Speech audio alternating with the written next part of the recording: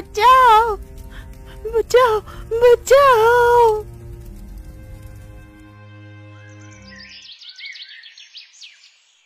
বাস, অনেক হয়েছে। এখন ও আর এই গ্রামে থাকতে পারবে না। ওই গ্রামে থাকবে ততক্ষণ আমরা কেউ এই গ্রামে থাকতে পারবো না। কালকে আমার মেয়ে তাকে দেখে নিয়েছিল, এজন্য সারা রাত ঘুমাতে পারেনি।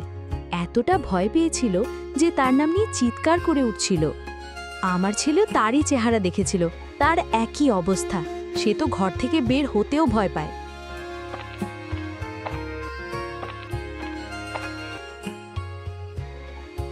তোমরা কার কথা বলছো? গ্রামে তো একজনই আছে যার চেহারা দেখলে আমাদের বাচ্চারা ভয় পায়। তোমাদের বাচ্চা যদি তার চেহারা দেখে ভয় পায়, তাহলে তোমাদের বাচ্চাদের বোঝাও না কেন?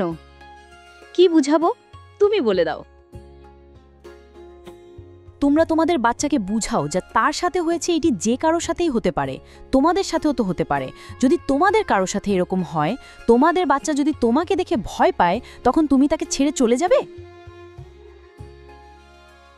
আমরা কেউ তোমার কিছুই বলছি না বলে তার মানে এই না যে তুমি যা ইচ্ছা তাই বল।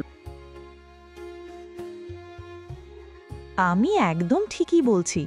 তোমার কাছে আমার কথা ভুল মনে হচ্ছে, এর জন্য আমি কি করব? চল ভাই, আজকে কাঠ কাটতে যাবি? হ্যাঁ, কি হয়েছে তোর? কি চিন্তা করছিস? আমি কি আর বলবো তোকে, সব কিছুই তো তুই জানিস। হ্যাঁ, আমি সব জানি, কিন্তু এই ঘটনা নিয়ে ভাবলে তো আর কিছু হবে না। যা হয়ে গেছে তা তো আর বদলানো যাবে না। তুই একদম ঠিক বলেছিস বিনোদ। চল জঙ্গল থেকে শুকনো কাঠ এনে বাজারে বিক্রি করি। আরে বউ, যা কূপ থেকে পানি নিয়ে আয়। ঘরে এক ফোঁটাও পানি নেই। তুই খাবার করে রাখিস, আমি খেতে যাচ্ছি কাজ করতে।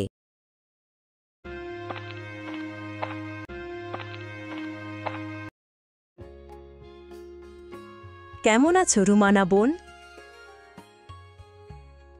আমি ভালো আছি, তুমি কেমন আছো? আমি ভালো আছি বোন। তোমার পোড়া অংশের ক্ষত কি ঠিক হয়েছে? পুরা অংশ তো ঠিক হয়ে গেছে, কিন্তু মনের মধ্যে যে আঘাত পেয়েছি সেটি মনে হয় কোনোদিনও ঠিক হবে না। কিরকম মনের আঘাত? আমি তো কিছুই বুঝতে পারছি না।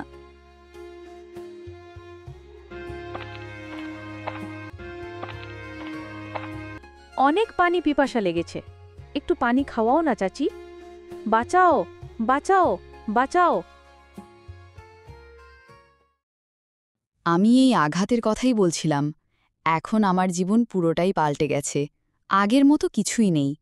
আগে বাচ্চারা আমার সাথে খেলতো, এখন আমাকে দেখে ভয় দূরে চলে যায়। সুমনার মা, জলদি খাবার আর পানি দাও, কাঠ বেচতে যেতে হবে বাজারে। বাবা, মা তো আজকে খাবার রান্না করেনি। তোমার দাদু কই? সেও কি খাবার রান্না করেনি? দাদু তো খেতে কাজ করতে গেছে।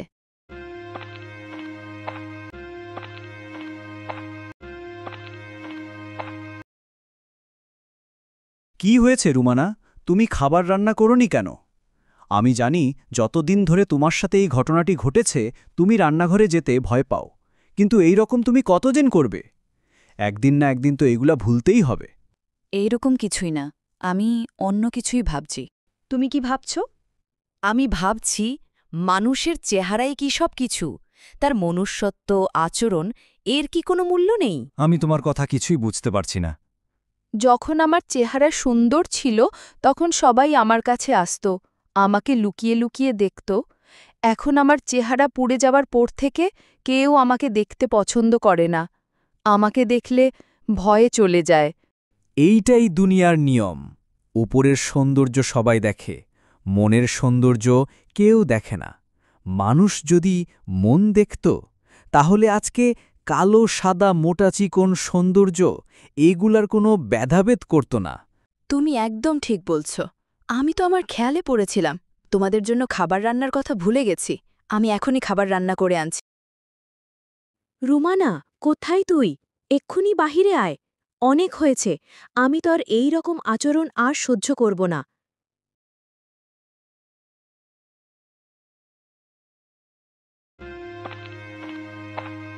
কি হয়েছে, তোমরা দুজনের এত রাগান্বিত কেন? দেখ, আমি তোকে একটা কথা সোজা সোজা বলে দিতে চাই। তোরে দেখে আমাদের বাচ্চারা ভয় পায়, এই জন্য তুই তোর চেহারা ঢেকে রাখবি। আর আমার কথা শোন, পারলে তুই ঘর থেকে বের হোস না। আগে একরকম ছিলি, এখন অন্যরকম আছিস।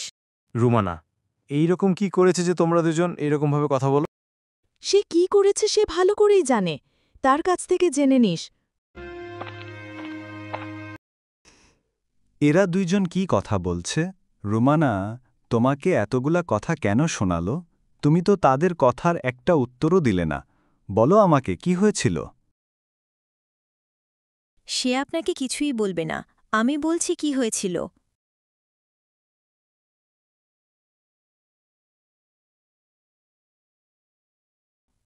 এই রকম যদি হয় তাহলে রুমানা আজকের পর থেকে ঘর থেকে বেরোবে না। এতে তো রুমানা কোনো দোষ নেই। আমি জানি এতে রুমানার কোনো দোষ নেই, কিন্তু আমার স্ত্রীকে কেউ ভালো খারাপ বলবে, এইটা আমি সহ্য করতে পারবো না।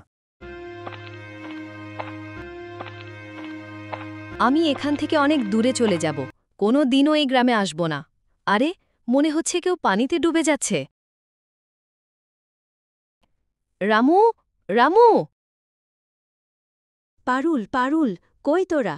না জানি বাচ্চা দুটো কোথায় চলে গেছে। তোমরা তোমাদের বাচ্চাদের খুঁজছো? কিছুক্ষণ আগে তাদেরকে পুকুর দিকে যেতে দেখেছি।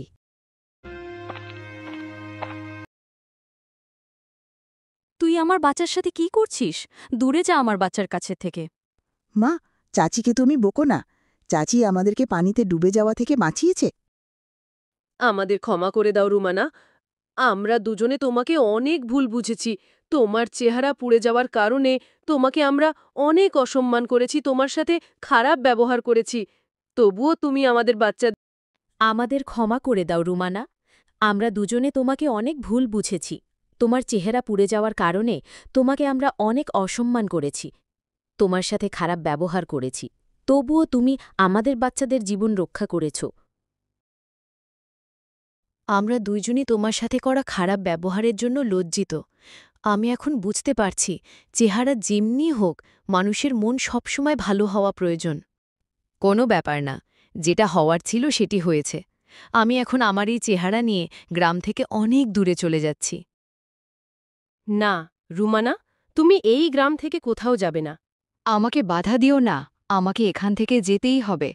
আমার কারণে আমার স্বামীর থেকে কেউ কাঠ কিনে না। ওইগুলো তোমার জন্য হয়নি, এর জন্য আমরা দায়ী। আমরাই সবাইকে বলেছিলাম তোমার স্বামীর কাছে থেকে যেন কেউ কাঠ না কিনে। তোমরা আমার সাথে যা করেছ তা তো আমি ক্ষমা করে দেব, কিন্তু আমার স্বামীর সাথে যা করেছ এর জন্য তোমাদের তার কাছেই ক্ষমা চাইতে হবে।